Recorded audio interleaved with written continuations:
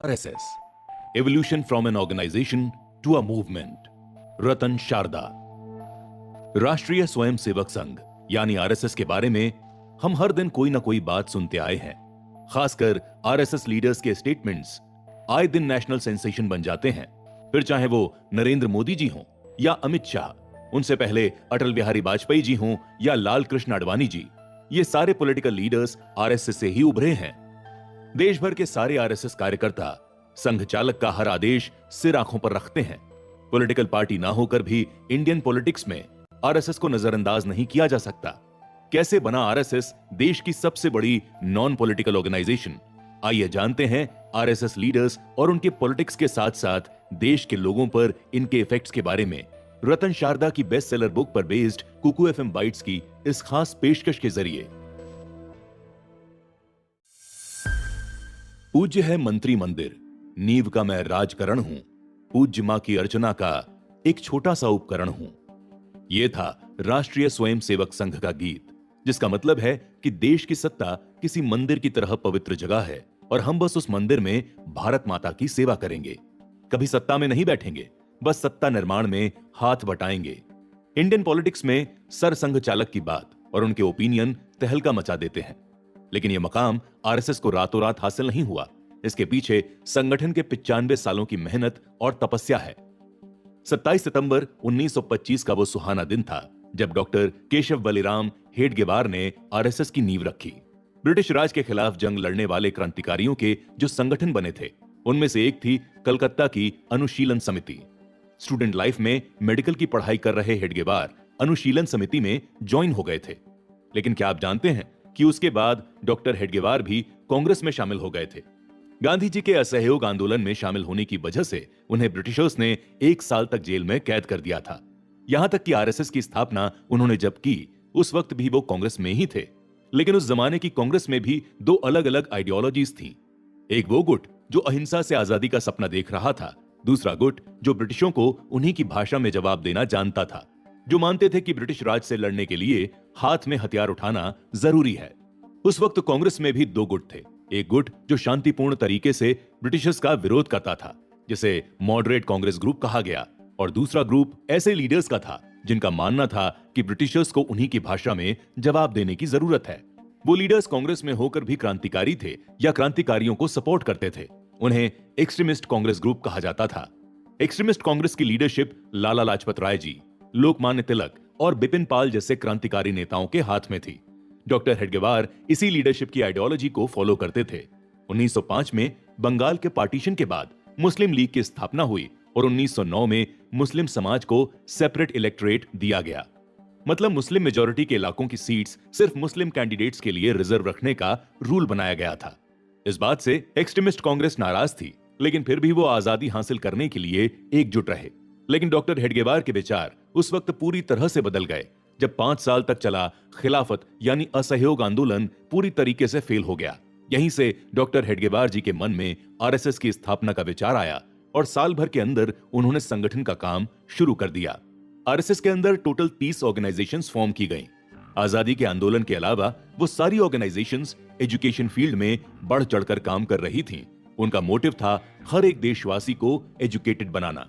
1940 आते आते मुस्लिम लीग पाकिस्तान का प्रस्ताव लेकर आई और दुख की बात थी कि इसी साल डॉक्टर हेडगेवार जी की मृत्यु हो गई। लेकिन यह बस एक रिफॉर्मिस्ट के जीवन का अंत था, उनके शुरू किए गए रिफॉर्मिंग एरा का नहीं। डॉक्टर हेडगेवार के बाद कैसे आगे बढ़ा आरएसएस का सफर, जानेंगे अगले एपिसोड में। डॉक्टर हेडगेवार जी की डेथ के बाद श्री महादेव सदाशिव गोलवलकर यानी गुरु जी ने आरएसएस की कमान संभाली। उन्होंने इंडियन पॉलिटिक्स में कांग्रेस से हटकर एक अलग आइडियोलॉजी की जरूरत को समझा और अक्टूबर 1951 में डॉक्टर श्यामा प्रसाद मुखर्जी को एक नई पॉलिटिकल पार्टी बनाने के लिए इंस्पायर किया। डॉक्टर मुखर्जी ने अखिल भारतीय जनसंघ की स्थापना की। वैसे तो आरएसएस ही जनसंघ की पेरेंट ऑर्गेनाइजेशन थी, लेकिन आरएसएस के मॉरल्स की वजह से वो जनसंघ में डायरेक्ट इंटरफेयर नहीं करते थे और ना ही आरएसएस आज की भाजपा के कामकाज में डायरेक्ट इंटरफेयर करती है। बावजूद इसके जनसंघ पर आरएसएस का बहुत बड़ा प्रभाव रहता था। 1980 में यही जनसंघ आगे चलकर भारतीय जनता पार्टी बन गई। अब बात तब की हो या अब की, आरएसएस जैसी बड़ी ऑर्गेनाइजेशन का प्रभाव तो पॉलिटिकल पार्टीज पर रहता ही है। खैर, 2019 में भाजपा सरकार ने जम्मू कश्मीर से आर्टिकल 370 हटा दिया, लेकिन इसकी सबसे पहली मांग जनसंघ के फाउंडर डॉक्टर श्यामा प्रसाद मुखर्जी ने 1953 में की थी। उनका नारा था कि एक देश में दो निशान, दो प्रधान नहीं चलेंगे, नहीं चलेंगे। 63 साल बाद उनके संगठन को 370 हटाने में कामयाबी मिली, लेकिन 1953 में ही डॉक्टर मुखर्जी की डेथ हो गई। फिर एक लंबे अरसे के बाद जनसंघ को बूस्टर एनर्जी मिली जब 1967 में दीनदयाल उपाध्याय जी जनसंघ के प्रेसिडेंट बने। जनसंघ और बाद में भाजपा के लिए दीनदयाल जी की आइडियोलॉजीज बहुत इंस्पिरेशनल रही हैं।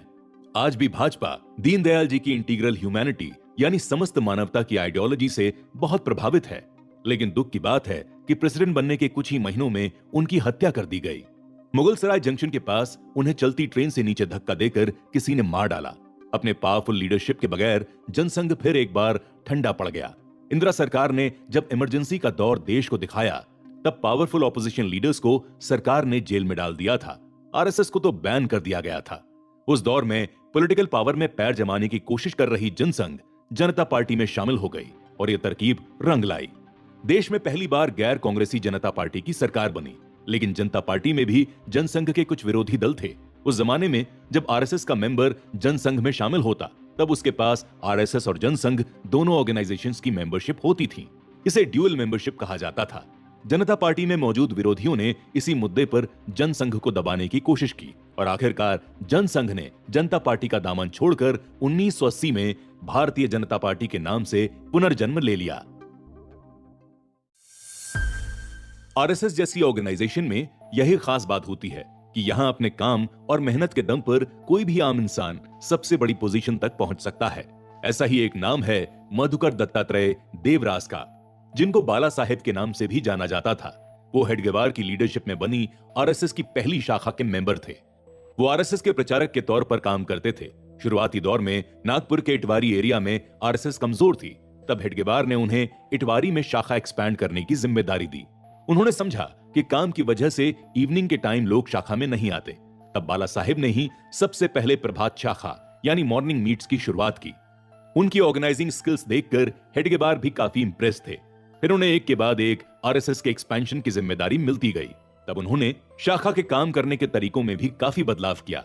बाला साहेब ने शाखा में देशभक्ति गीत गाने को कंपलसरी प्रोसेस बनाया। हेडगेवार जी के साथ मिलकर उन्होंने शाखा मेंबर के यूनिफॉर्म में भी काफी बदलाव किए और उनकी मेहनत और स्किल्स का नतीजा था कि 1973 में बाला साहेब आरएसएस के सर संघ चालक बने। लेकिन वो देश पर बहुत बड़े संकट का पीरियड था। बाला साहेब ने सर संघ चालक के तौर पर देश भर में रिफॉर्म लाने के लिए आंदोलन शुरू किए, लेकिन तब इंदिरा सरकार ने इमरजेंसी डिक्लेयर कर दी थी। सरकार ने इमरजेंसी पीरियड में उन्हें भी जेल में कैद कर दिया था, लेकिन सरकार बाला साहेब के रिफॉर्मेशन का काम नहीं रोक सकी। वो जेल के अंदर से भी शाखा मेंबर्स को गाइड करके एक्सपेंशन प्लान्स बताते थे। बाला साहेब की लीडरशिप में आरएसएस देश के कोने कोने तक पहुंच चुकी थी। उन्होंने ही आरएसएस में एक अलग मीडिया सेल यानी न्यूज मीडिया और प्रचार का काम देखने वाला ग्रुप भी बनाया। यहां तक सर्वपंथ समादर मंच की स्थापना की, जहां सभी जाति धर्मों के लोगों को एक जैसी रिस्पेक्ट दी जाती थी। इससे देश में यूनिटी का मैसेज दूर दूर तक फैलने लगा। 1975 की इमरजेंसी से लेकर 1993 में बाबरी डेमोलिशन की घटना तक बाला साहेब ही आरएसएस के सर संघ चालक रहे।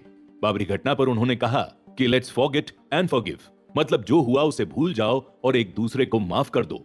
उसके बाद 1994 में उन्होंने आरएसएस की कमान प्रोफेसर राजेंद्र सिंह उर्फ राजू भैया के हाथ में सौंप दी। राजू भैया ने भी आरएसएस में अपना सफर एक साधारण स्वयंसेवक के रूप में शुरू किया था, लेकिन हेडगेवार की तरह राजू भैया भी आरएसएस ज्वाइन करने से पहले कांग्रेस के साथ जुड़े हुए थे। 1942 में ब्रिटिशर्स के खिलाफ कांग्रेस की क्विट इंडिया मूवमेंट में शामिल थे।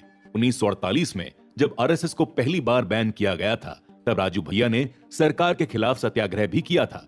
उन्हें जेल में बाकी कार्यकर्ताओं से तोड़ने के लिए जेल प्रशासन ने ग्रेड सी की कैद से ग्रेड बी में शिफ्ट करना चाहा, लेकिन जब ऑफिसर्स राजू भैया को ले जाने आए, तब कार्यकर्ताओं ने राजू भैया के इर्द गिर्द ह्यूमन चेन बनाकर उन्हें ऐसा करने से रोक दिया। इसी टाइम पीरियड में वो लाल बहादुर शास्त्री जी के करीब पहुंचे।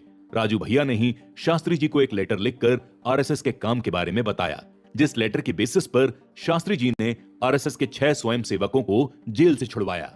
वो राजू भैया ही थे जिन्होंने सबसे पहले गौरक्षा लॉ की मांग उठाई और सरकार को यह कानून बनाने पर मजबूर किया था। शाखा को एक्सपैंड करने के लिए उन्होंने ही 5S मेथड को डिस्क्राइब किया। फर्स्ट, संख्या यानी ज्यादा अटेंडेंस। सेकंड, संच यानी आइडियोलॉजिकल ग्रुप्स। थर्ड, संस्कार यानी अच्छे थॉट्स और बिहेवियर डेवलप करना। फोर्थ, समर्पण यानी देश और आरएसएस के लिए कुछ भी करने की तैयारी रखना। लास्ट, स्नेह यानी सबके लिए दिल में प्यार और अपनेपन की भावना रखना। खुद राजू भैया भी कभी गुस्से से ऊंची आवाज में बात नहीं करते थे। राजू भैया ऐसे पहले सरसंघ चालक थे जिन्होंने आरएसएस में किए जा रहे हर काम की रिटन रिपोर्ट्स तैयार करने की शुरुआत की। वो हर एक स्टेट से काम की रिपोर्ट्स मंगवाते और डॉक्यूमेंट करते। जब पंजाब में हिंसाचार हुआ था तब राजू भैया ने पंजाब के लोगों की मदद के लिए पंजाब पीड़ित सहायता समिति बनाई और स्वयं सेवकों को डोनेशन देने की गुजारिश की। सारे स्वयं सेवकों ने अपनी अपनी हैसियत के मुताबिक डोनेशन दिए। यहां तक कि जेल में कैद सदस्यों ने भी अपनी जेल में काम की कमाई भी डोनेट कर दी। लेकिन सरप्राइजिंग बात यह थी कि राजू भैया ने डोनेशन के लिए ना कोई भाषण दिया था, ना कोई सभा की थी और ना ही प्रचार किया था। सिर्फ उनकी एक गुजारिश पर देश भर के आरएसएस मेंबर्स पंजाब पीड़ितों की मदद के लिए सामने आए। ये एक आरएसएस सरसंघ चालक के आदेश के साथ साथ राजू भैया के हम्बल नेचर की वजह से उन पर प्यार बरसाने वाली मेंबर्स की फीलिंग्स का भी कमाल था। राजू भैया ने ही आरएसएस से जुड़ी विश्व हिंदू परिषद के साथ राम मंदिर आंदोलन को देश भर में पहुंचाया। उन्होंने सरकार और आंदोलनकारियों के बीच मीडिएटर का काम किया और उन्हीं की लीडरशिप में आरएसएस के साथ भाजपा को इतनी ताकत मिली कि 1998 में भाजपा ने सेंटर में पावर हासिल कर ली। राजू भैया के बारे में कहा जाता है कि उनका बिहेवियर और उनकी पर्सनैलिटी किसी साधु ऋषि की तरह सूदिंग और काम थी। उनका स्वभाव एक कविता से स्पष्ट होता है, पथ का अंतिम लक्ष्य नहीं है सिंहासन चढ़ते जाना, जिसका मतलब है हमारा अल्टीमेट गोल सिर्फ सत्ता की कुर्सी हासिल करना नहीं है बल्कि देश सेवा है।